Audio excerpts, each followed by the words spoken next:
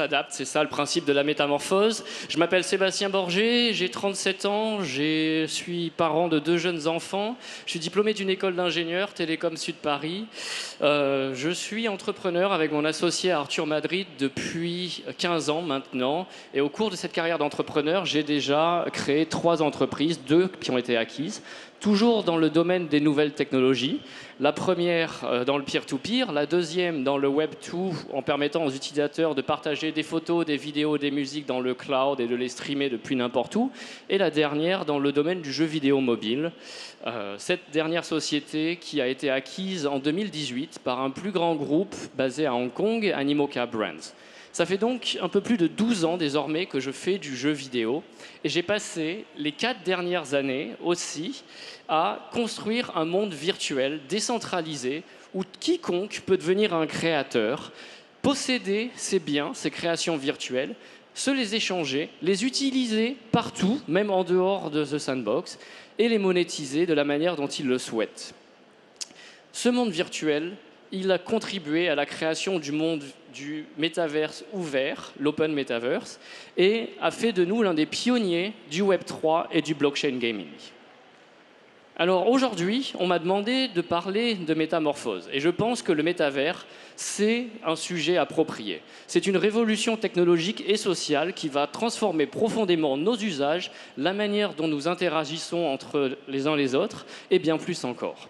Alors laissez-moi vous partager ces quelques pensées et je l'espère vous inspirer aussi. Tout d'abord, la métamorphose de The Sandbox, parce qu'on a démarré il y a un peu plus de 10 ans comme un jeu vidéo sur mobile où quiconque, un jeu en 2D, quiconque pouvait, du simple toucher du doigt, créer des mondes en pixels et les partager les uns les autres.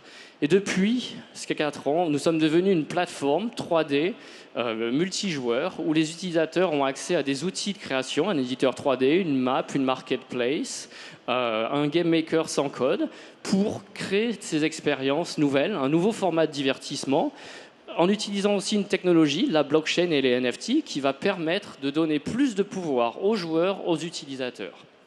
La métamorphose aussi, le passage du Web 2 au Web 3. Nous passons d'un système où les données sont centralisées, exploitées, collectées par des entités centralisées qui vont les monétiser au gré et parfois contre le gré des utilisateurs, à un système qui place les utilisateurs au centre de la proposition de valeur, notamment en leur permettant de posséder l'ensemble de leurs données, leur identité, et de choisir comment elles vont être utilisées et de les utiliser d'une plateforme à une autre. Et même en allant plus loin, de participer au futur de la gouvernance de ces plateformes, puisqu'elles en possèdent les assets et bien plus, et parfois même toute l'économie. La métamorphose aussi de la notion d'identité dans le métaverse. Pour la première fois, nous pouvons choisir qui nous sommes par le biais de cet avatar. Nous entrons dans le métaverse par un avatar, un personnage 3D qui est une représentation de nous-mêmes.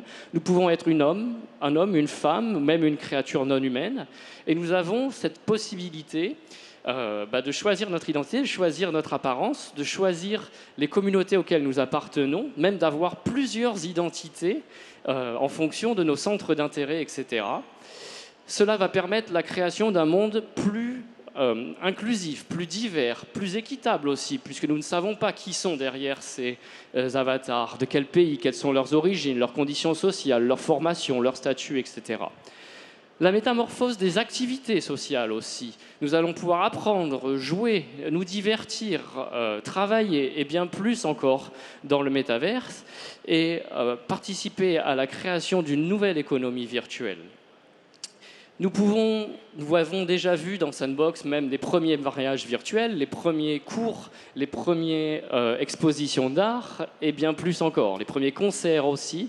Nous apprenons à découvrir des nouvelles activités ensemble dans ce monde virtuel. La métamorphose aussi des activités, la métamorphose des moyens d'expression, très important. Nous allons désormais utiliser le texte, le chat, les emojis, parfois la voix, mais aussi désormais les emotes. Nous utilisons l'expression corporelle pour communiquer les uns les autres. C'est un nouveau langage universel et je me demande comment nous allons l'utiliser pour échanger sans frontières grâce à cela. La métamorphose de l'économie. Maintenant que nous avons des assets numériques qui ont une valeur, qui peuvent être échangés, nous pouvons créer toute une économie de services autour. Je pense que nous allons vers un futur où l'économie des biens virtuels va dépasser l'économie des biens physiques dans le monde.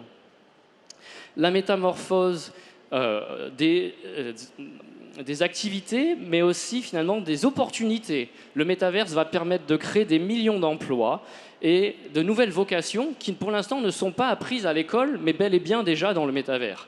Devenir un architecte, un designer, un styliste, un guide, un hôte, un jardinier, un décorateur, et bien plus encore.